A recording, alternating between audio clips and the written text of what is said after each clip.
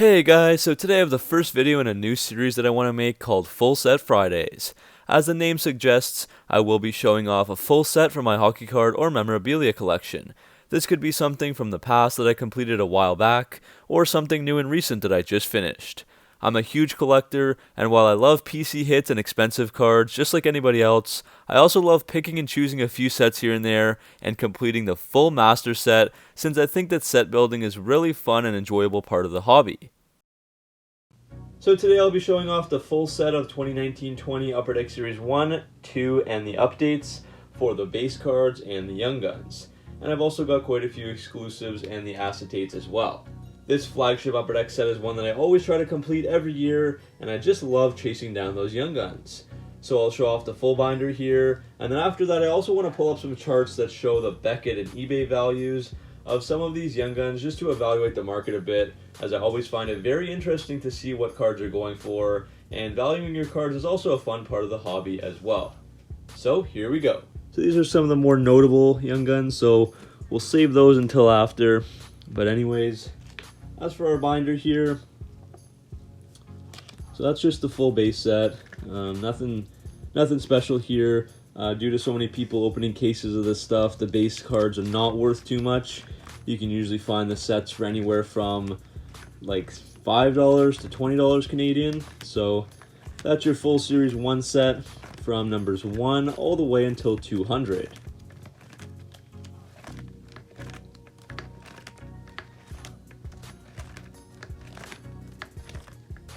And then now we've come to the Young Guns. So again, Series 1 Young Guns.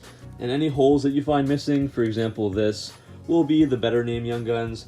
Anything kind of worth like over $30, I put in a case, and then over $50, $60, $70, that range and up, I put in a one-touch.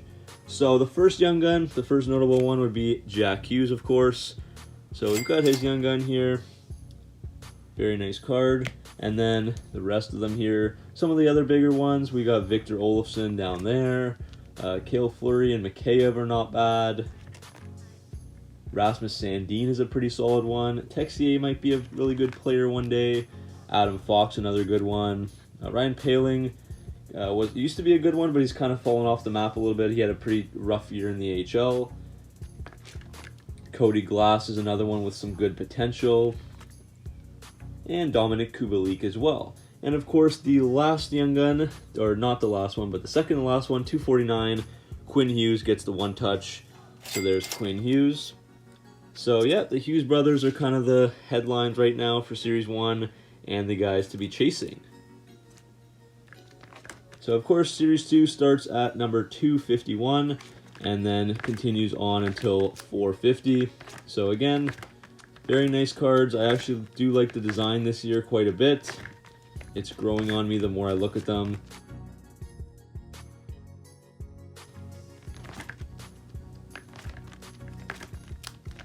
So yeah, coming up to these Young Guns here. Obviously Series 2 has jumped in price, and that's because the Young Gun class is quite good for Series 2, a little bit better than Series 1. So if we take a look at who we have for Series 2, again, the first Young Gun is in a case here, which would be Kirby Dach. His Young Gun has jumped up quite a bit, over $30 to $40, around that price range there. So that's $451, Kirby Dach. But Series 2 just has a lot of very solid names that have the potential to kind of rise and be really good players. So Caden Primo would be another one of those guys. Of course, Elvis Merzlikins. Barrett Hayton's value has fallen quite a bit to about like $5, $10, but he could be very good as well. Capo Kakinen and Morgan Frost, another couple guys that I'm pretty high up on. Same with Jack Stednica. Philip Zadina as well. His Young Gun might be undervalued right now, like around $10, $15, depending on what he can do. Same with a player like Noah Dobson. I think we've missed Nick Suzuki by now, but here he is, Nick Suzuki. He's card number 471. He's another Young Gun that's going through the roof right now. He's worth close to $50 sometimes even more on eBay. So there's a Nick Suzuki Young Gun. Again, he's got huge potential, and he had a great rookie year with Montreal. And of course, down at the bottom here, we have another missing Young Gun, and that would be Cale Makar. So he's probably the most valuable and one of the most highly sought after Young Guns of the whole Series 1 and 2 crop right now.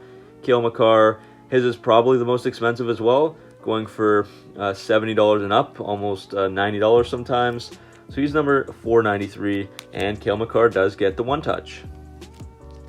And then moving on to the last page here, again, we do have one other big name, which would be Kaapo Kakko. He did struggle in his rookie year. I think he only put up something like 21 points, but his Young Gun still carries some value, around $40, and card number 499, so he does get a case as well. And now we will move on to looking at the update set. Again, this is found in SPA. They've started doing this, I think, since 2014-15. So the base cards start at 501, and these are just basically players that got traded as far as I know, and maybe some of them didn't get a base card. I'm not sure about the story, for example, of David Pastrnak, why he didn't get a card over 400 other players, because he's better than most of them. So that's just one example there. But yeah, so nice looking base update cards. Alexander Georgiev, another one, and these go up to 516. So now as for the base Young Guns, I believe there were 13 of them, and there were some pretty good ones this year. Sometimes it's hit and miss, sometimes it's a really terrible crop, and sometimes there's actually a couple good ones.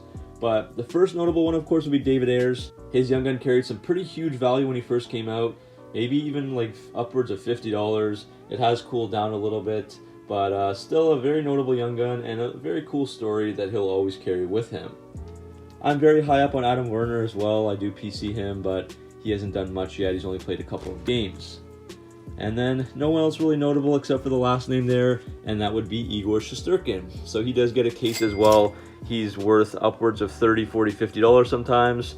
So that's card number 528. And he has the potential to have a very, very good career ahead of him in New York. So we'll see how that works out.